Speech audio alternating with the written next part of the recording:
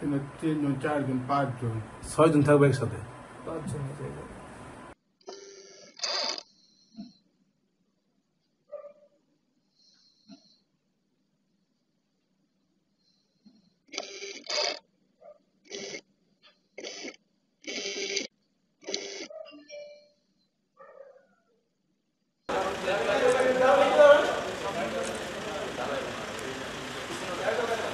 এখন যে কোনো ব্র্যান্ডের পুরাতন এসি বদলে নতুন ওয়ালটন এসিতে উপভোগ করুন 25% ছাড়।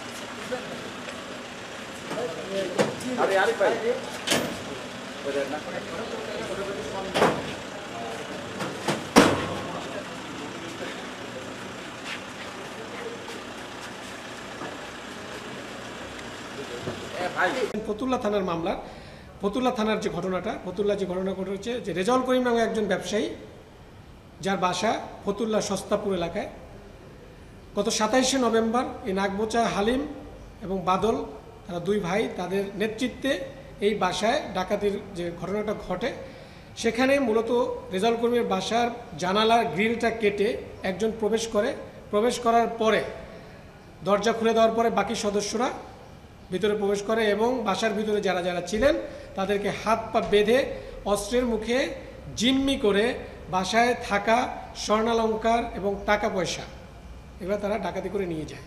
এখানে আমরা যেটা জানতে পেরেছি সেখানে প্রায় 60 ভরির মতো স্বর্ণ ছিল দুইটা বাসায়, রেজাউল করিম এবং তার ছেলের বাসায় 60 ভরির মতো স্বর্ণ এবং প্রায় 7 থেকে 8 লাখ টাকার মতো ক্যাশ টাকা ছিল।